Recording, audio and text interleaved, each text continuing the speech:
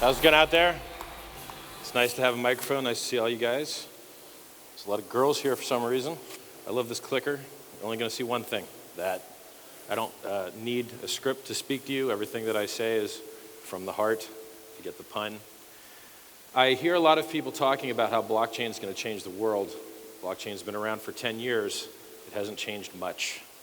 You could use it on the dark net. You could use it to try and send some people money. What you'll find is that it doesn't work that well. So let's talk about the dark net.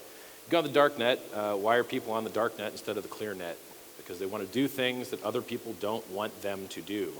They want to buy porn that people might not like. They want to buy drugs that people might not like. They don't want to have those things tied back to them. So why are they using Bitcoin? Because it's censorship resistant.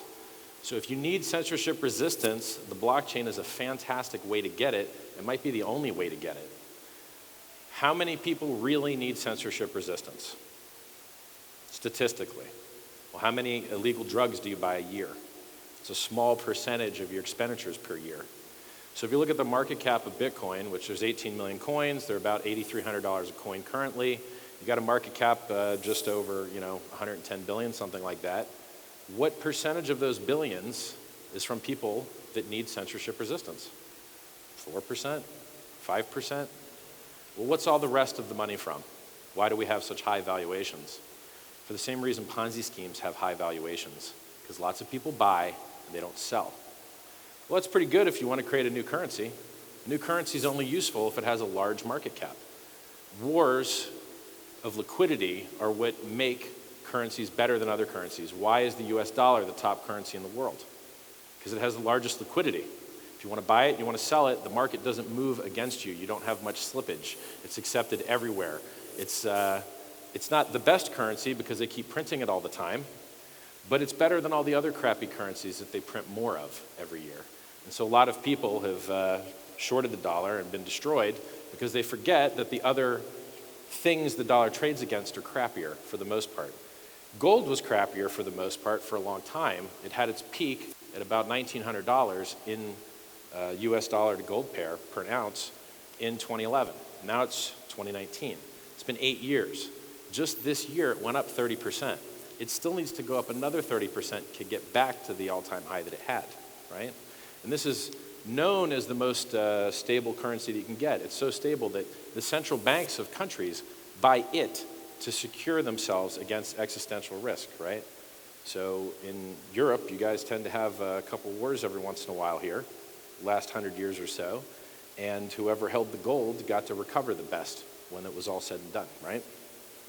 So what do I tell this to you guys? Bobby Lee come up here and told you, don't sell until it's 700,000 a coin or something like that. That's a strong statement, right?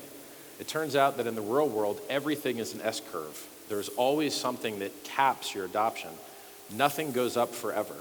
Could Bitcoin become $700,000 a coin? Sure. It's very easy to do if the dollar becomes worthless, right? Then 700,000 US dollars a coin isn't that much because the dollar's not worth that much. You don't want to live in that world, right? You don't want the entire world to burn, but you have a larger slice of a smaller pie. The world's better off if we have larger pies. So my belief system, the best thing a cryptocurrency can do is go up in value, right? Crypto's been around for 10 years, just for fun. How many of you guys used Bitcoin today? This guy almost raised his hand. That guy raised his hand.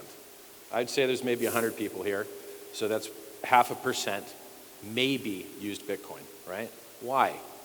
Because it's not that useful, right?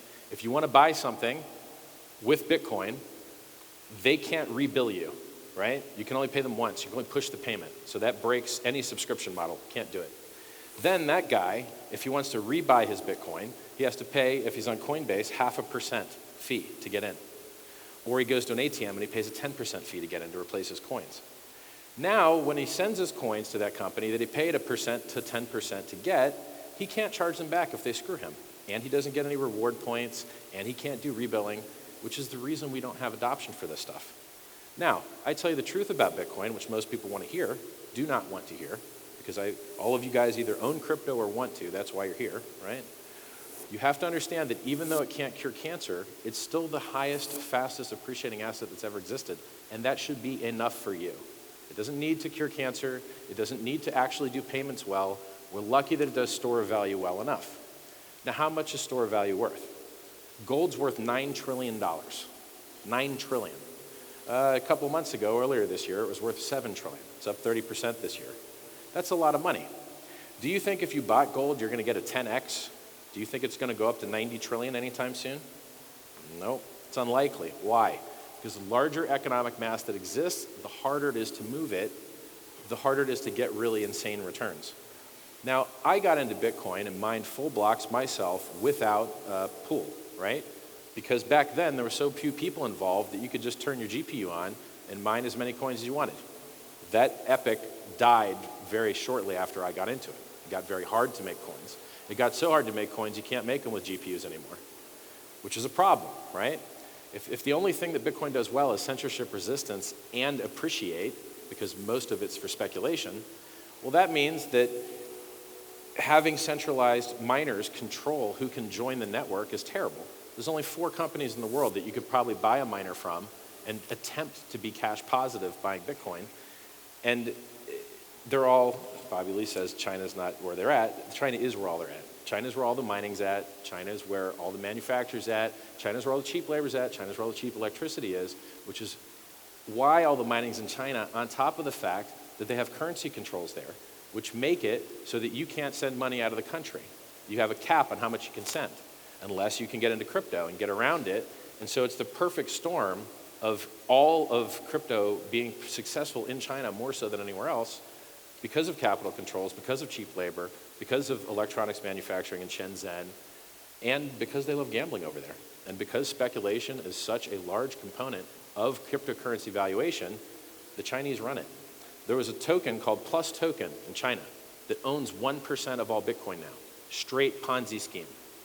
Ponzi scheme is where they promise you that they're going to return you a lot of money, but they don't actually do it. They run out of money. They pay you, they get new money from these guys, they give it to the old guys, but eventually they can't do that anymore, and then they just exit scam with whatever money they had. These guys exit scammed with $1 billion. They have 200,000 Bitcoin. They've got, I think, 600,000 Ethereum. They also got a lot of US and other stuff. Now, those founders got arrested and extradited to China. I think the main guy is still free. And it sucks for me because I want to know where their coins are so that I can stop them from claiming these, because I don't want to give them free money, right? I'll give you an example. So what does this mean? I think that you can build a better Bitcoin. I think that Bitcoin has a lot of problems. I've been in Bitcoin since the beginning. I'm an expert on it. And there's things that I wish it could do better, right? So the mining ecosystem is terrible. What are we doing in mining? We're protecting ourselves. From what? The miners themselves. It's a protection racket. It's a scheme. The only people that can attack you are the same people that you're paying, please don't attack me.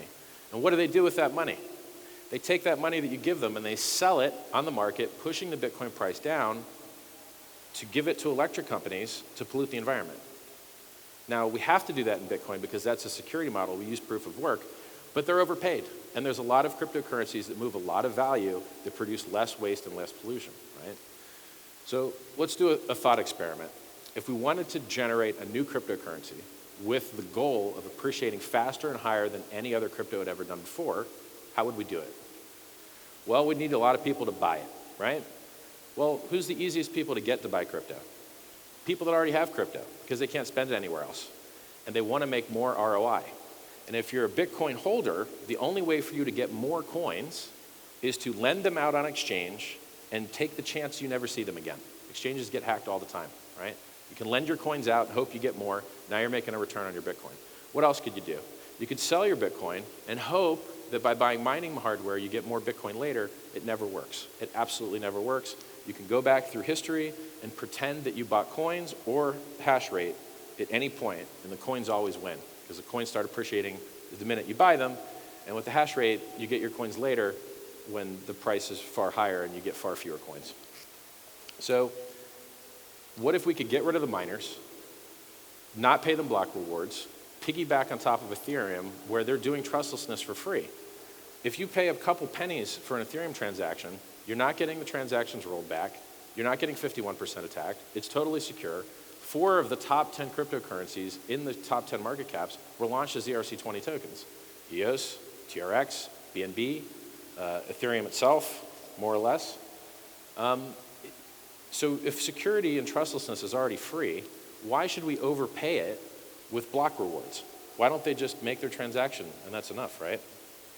What else could we do? Well, how do we onboard all those crypto users that have crypto? We give them free crypto, just like Bitcoin Cash did, over $1 billion project. Just like Lumens did, over $1 billion project. Just like XRP did, over $1 billion project. When you go through the top 10 coins, giving free coins to people is a wonderful way to onboard them, like freemium, like coupons, and then they buy more because they like it, right? We could also attack a larger market. Can Bitcoin do all of finance? No. Why?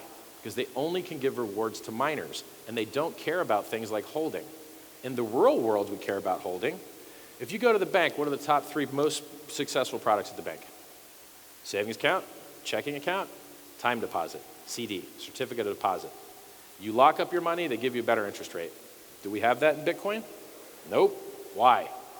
Because you can lock up your money, but you won't get any rewards. You won't get any benefits from it. You just won't be able to spend your money. That sucks. So what if we control the supply and create a smart contract that says when you lock up your money, you get all the inflation. You get all the new coins, not the miners. Now you're paying people to hold the price up because they can't sell the locked coins. In Bitcoin, you're paying miners to dump the price, to buy electricity to pollute the environment. It's the exact opposite. So we reduce the price pressure from miners selling. We give free coins to Bitcoin users. If you guys have Bitcoin, you'll be able to claim these for free, trustlessly. It's not an airdrop. Nobody hands you the coins. It's not a fork. There's no Bitcoin code in it. You can read the code. It's on the website. Giving people free money is a very easy sales pitch, right? Now, how do we get rid of the whales? So, for instance, Bitcoin Cash gave the Mt. Gox trustee 190,000 Bitcoin Cash. Legally, all he could do was dump them on the Bitcoin Cash holders' heads. And that's what he did. He sold 40,000 Bitcoin. He sold 40,000 Bitcoin Cash. He dumped the price of both things. And how was the world better for it? The world was worse for it. So we remove that guy. We don't let him claim. We know his addresses because they're in the court documents. If I find the plus token people, I'll remove them too, but they keep moving their coins around, so I'm probably going to fail at it, regretfully. Those guys don't need any more money. They already have 1% of Bitcoin from scamming. It's just tragic. It's funny when you start counting what percents of Bitcoin are owned by other people. 1% is owned by Plus Token, 1% is owned by the Winklevoss twins, 6% sitting on exchanges I know the addresses of. Maybe 40% is lost, and Satoshi's holding about 5%. He's got 1 million coins, and there's 18 million total. I hope Satoshi's kids are nice people if he gives his coins to them. I'm up here defending Bitcoin rather regularly from attackers inside and out. I don't see Satoshi doing the same thing. I don't see him writing improvement proposals. I don't see him letting people know that the real Bitcoin has the BTC ticker and no other ticker. It bothers me to a bit. In my opinion, he's either deceased or cowardly. There are other founders that have started cryptocurrencies with multiple $1 billion of valuation that don't hide away like cowards. They're out there speaking publicly like Vitalik, right? Vitalik founded a currency, speaks publicly, improves it, markets it. He does a great job with it.